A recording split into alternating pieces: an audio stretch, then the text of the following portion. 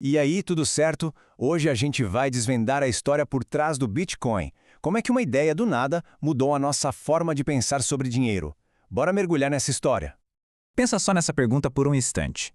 E se existisse uma forma de dinheiro que funcionasse direto entre as pessoas, sem ninguém no meio do caminho?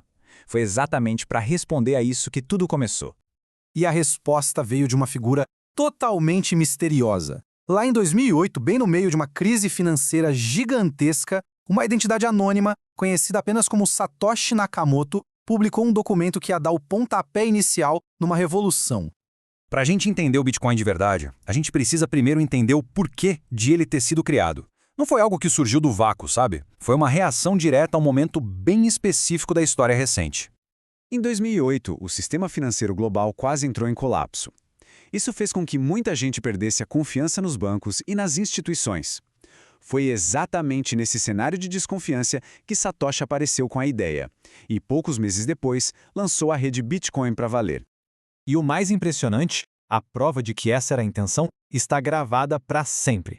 Essa manchete de jornal falando sobre o governo britânico salvando os bancos de novo foi colocada dentro do primeiríssimo bloco da blockchain do Bitcoin. É como se fosse uma declaração de missão, um lembrete eterno do porquê de tudo aquilo existir. Ok, então vamos lá. O que exatamente faz o Bitcoin ser tão diferente? Por que ele é visto como uma alternativa? A palavra-chave aqui é uma só: escassez.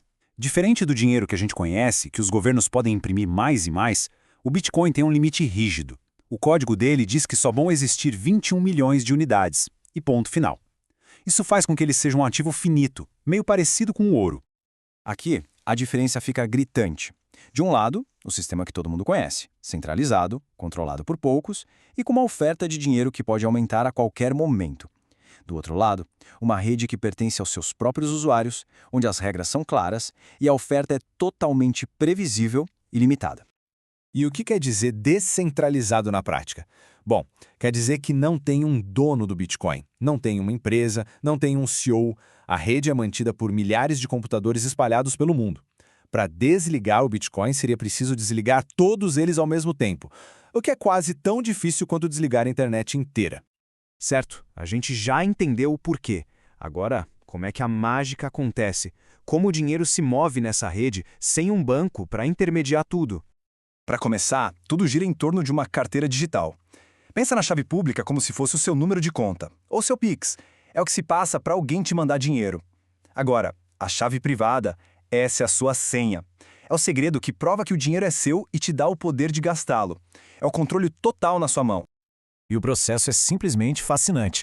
A Ana usa a chave privada dela para autorizar o envio para o endereço público do Bruno. Aí a rede de computadores verifica se ela realmente tem aquele saldo. Em seguida, os mineradores competem para agrupar essa transação num novo bloco de informações. E assim que o bloco é adicionado na corrente, na blockchain, a transação se torna permanente, pública e irreversível. O dinheiro, oficialmente, é do Bruno. Agora, para a gente ter uma ideia da jornada maluca do Bitcoin, de um simples experimento de nerds para um ativo global, não tem história melhor do que a da primeira compra feita com ele. Guarde bem esse número: 10 mil bitcoins. Em 2010, um programador foi a um fórum na internet e ofereceu essa quantia por um favor.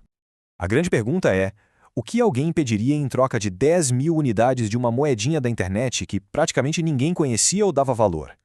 É isso mesmo, 2 pizzas. Essa foi a primeira transação comercial da história do Bitcoin. Alguém do outro lado do mundo aceitou os 10 mil bitcoins e em troca ligou para uma pizzaria e mandou entregar na casa do programador.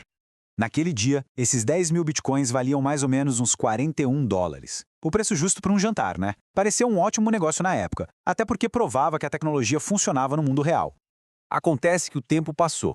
E hoje, aquelas mesmas 10 mil moedas valem centenas de milhões de dólares.